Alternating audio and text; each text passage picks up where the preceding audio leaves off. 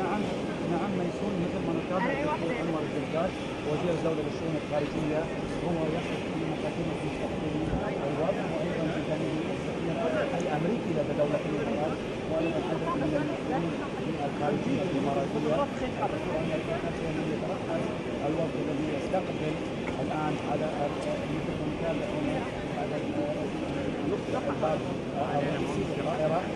نعم، وأيضا يساعد بالخلف مثل ما شاء هناك عدد كثير من السفارات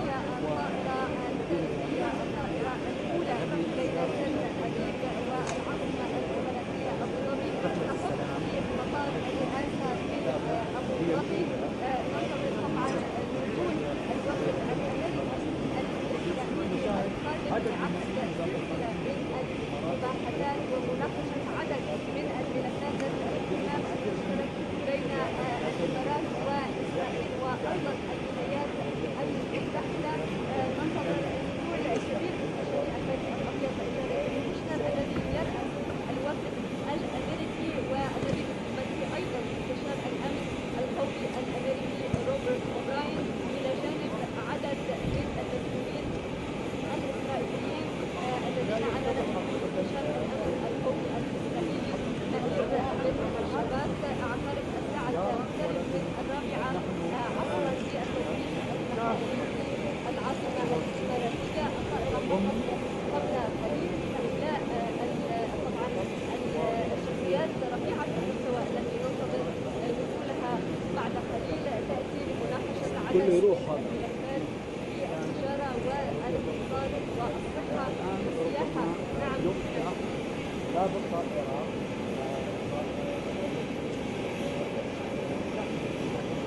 الوزن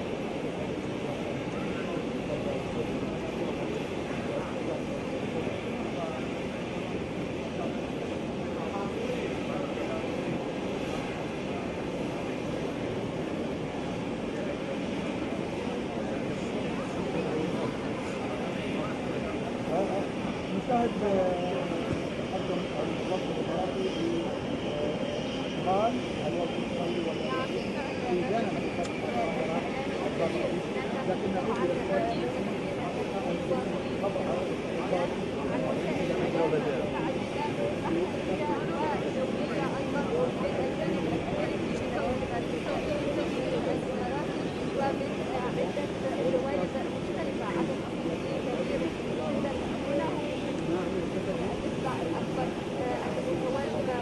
إلى السؤال المطار. طبعا إلى جانب الاستعدادات الأمنية المستمرة في هذا الوقت عدد من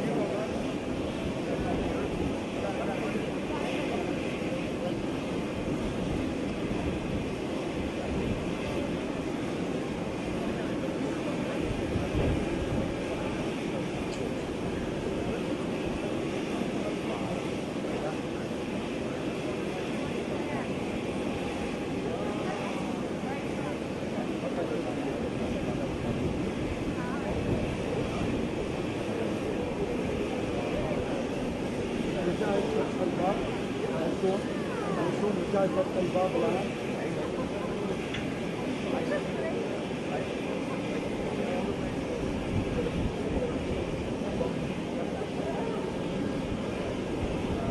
نعم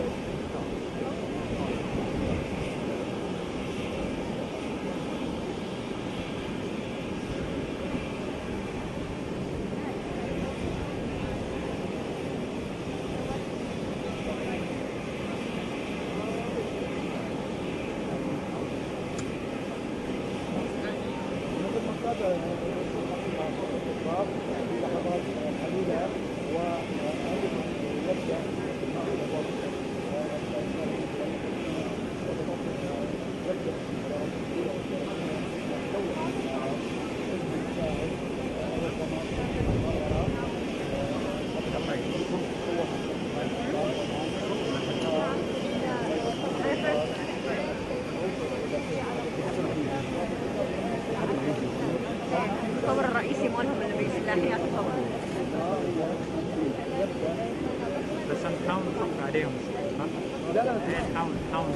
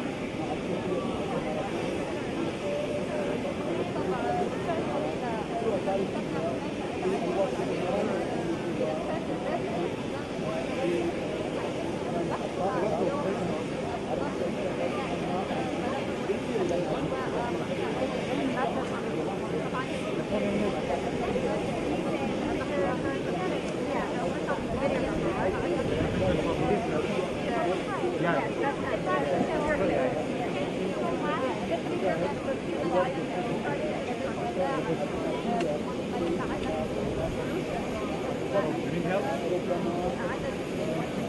هناك توجه لكوشنر لإصدار كلمة بهذا الآن يتوجه الجانب الإسرائيلي والجانب الأمريكية وهذا ونتائج كوشنر يتوجه إلى عدد كلمة أو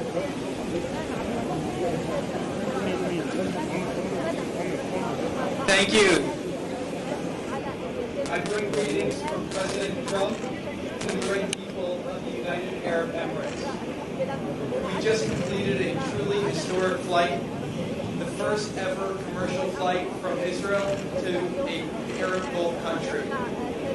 This hopefully will be the first of many.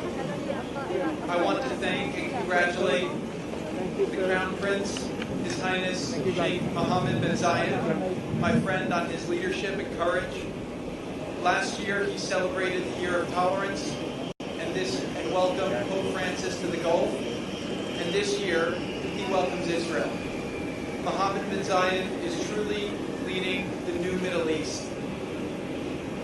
Also historic was the Kingdom of Saudi Arabia granting permission for this Israeli commercial flight to use its airspace. This is the first time that this has ever happened. I would like to thank the Kingdom of Saudi Arabia for making that possible. On the plane, we asked the pilots to fly faster because there is great urgency between the people of both countries to break down old barriers, to get to know each other, to form new and hopefully very deep friendships. While this peace was forged by its leaders, it is overwhelmingly desired by the people. The very few who have been critical of this peace agreement are the ones with a long track record of failure and trapping their own people in misery and poverty. They exploit division to maintain power, but their rhetoric has grown tired and the region is breaking free from their grip. The Middle East is filled with brilliant, industrious, tolerant, and innovative people, and the future belongs to them. I ask everyone today to join us in celebrating this peace and to help us expand it throughout the region and the entire world. Thank you very much.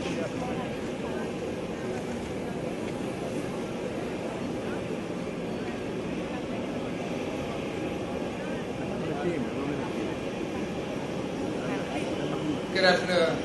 It's great to return to the UAE, and I too bring you greetings from President Donald J. Trump. When I was here last year, it was to thank the Crown Prince for the UAE's assistance in recovering an American hostage from Yemen, Danny Birch. I can tell you the Crown Prince, Sheikh Mohammed bin Zayed, is a friend who can be counted upon. It is especially remarkable that we have flown here directly from Israel, Ben Gurion Airport, on the first ever commercial flight to Abu Dhabi. This flight was made possible by the UAE's recent historic agreement with Israel, the Abraham Accords, which normalized relations between America's most reliable and most capable partners in the region. These two great nations are beginning the process of exchanging ambassadors and are cooperating in a broad range of fields, including finance, education, healthcare, trade, and security. This will unleash economic growth in both countries. The combination of Israeli know-how and high-tech and the UAE's capital and financial centers is going to create something very, very special in the Middle East. On the religious and cultural front, Muslims who wish to pray at the Al-Aqsa Mosque will now be able to fly from Abu Dhabi directly to Tel Aviv, and they will be welcomed. We're truly impressed by the leadership exhibited by the UAE and by the Crown Prince in this effort to make peace. Without his vision and without his courage, the Abraham Accords would not be possible. This agreement represents the most significant step toward peace in the Middle East in over 25 years. At long last, nations are putting aside old ideas and old grievances and embracing a better future, a future of shared interest and shared goals. Working together, the UAE and Israel will be more secure than ever. Together, they'll form a united front with the United States against Iran. We believe that additional Arab and Muslim countries will soon follow the United Arab Emirates' lead and normalize relations with Israel. This trend will put the region on a truly transformative path of stability, of security, and of opportunity. Thanks to the courage and leadership of Crown Prince Sheikh Mohammed bin Zayed, Prime Minister Bibi Netanyahu, and President Donald Trump, a new era has truly begun for our three nations. And these leaders will now be known throughout history as peacemakers. I want to thank Jared and his team, Special Representative Hook, Special Envoy Berkowitz, our NSC team of Mark Vandroff and Rob Greenway and Miguel Correa, Alex Gray, for their excellent efforts in helping to assist Jared and myself as we helped bring the parties together.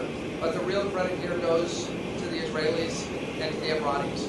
And I'm very pleased to share the stage with Mayor Ben Shabbat, who also was on the historic flight from Tel Aviv with us. So Abu Dhabi has become one of the great capital cities of the world, not just in the region, but of the entire globe. I'm truly looking forward to my stay here in the Emirates and working with my Emirati and American and Israeli colleagues. Thank you. May God bless the UAE and may God bless America.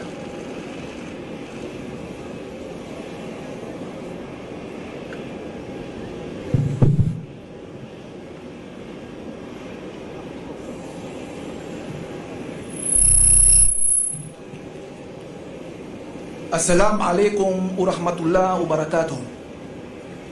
أنا فخور وفرحان جدا بوجودي هنا كرئيس الوفد الإسرائيلي. وصلنا هنا من شان تحويل الرؤية إلى واقع. لا حدود للتعاون الذي ممكن نطور بمجالات العلم، الابتكار، الصحة، الطيران، الزراعة، الطاقة ومجالات كثيرة أخرى. هذه عود أخرى للمشاركة معنا بعملية صانع السلام من أجل كافة شعوب المنطقة. شكرا لمضيفينا الإماراتيين ولشركائنا الأمريكيين على قيادتهم وعلى زعامتهم. אני נרגש לעמוד בראש המשלחת הישראלית הרשמית לאיחוד האמירויות הערביות.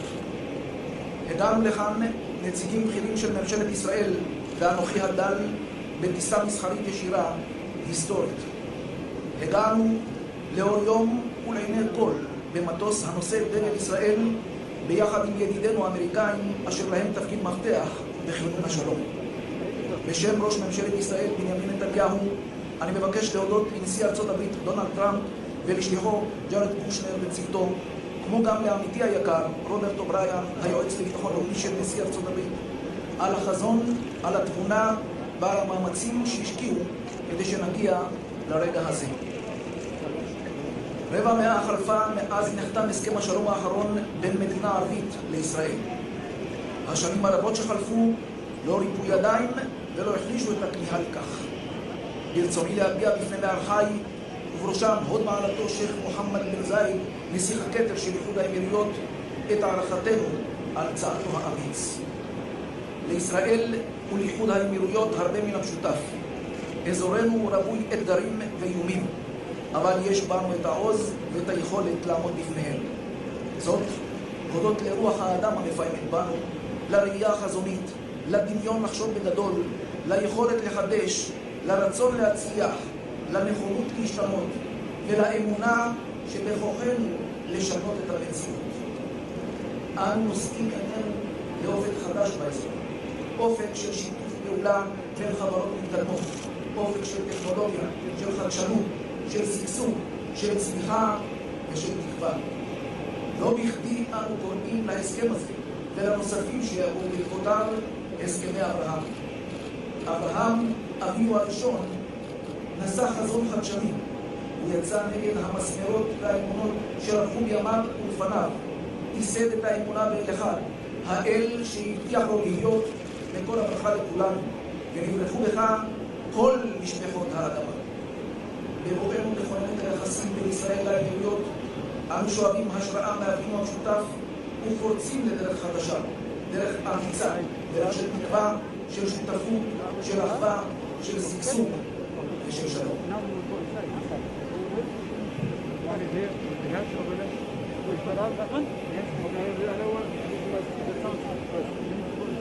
Now? Nothing up in there? Oh, good catch. Okay. Okay.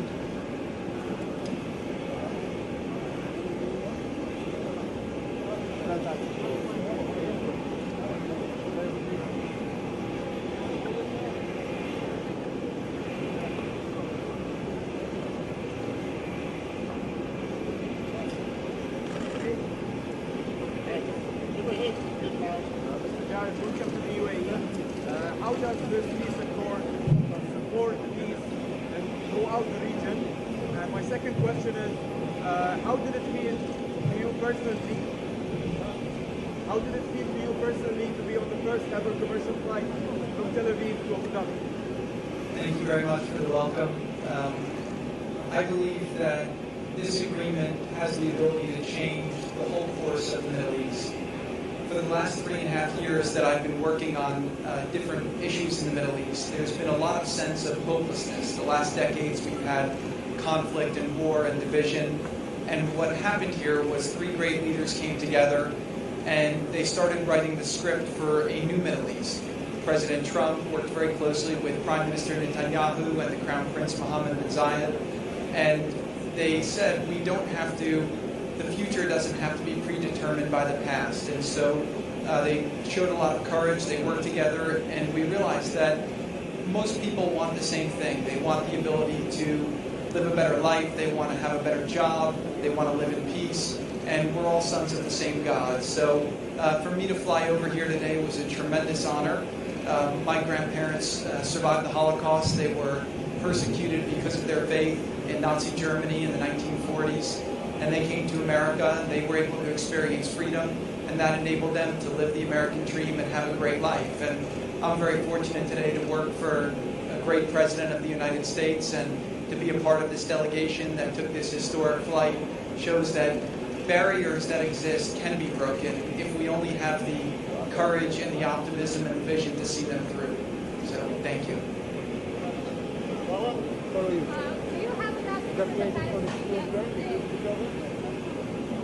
The message that we carry for the Palestinians is also one of hope. We've done a lot of great work to lay out a pathway for them to improve their future. We've put an offer to their leadership on the table that will enable them to have a state and self-determination and an economic plan that can revitalize their economy.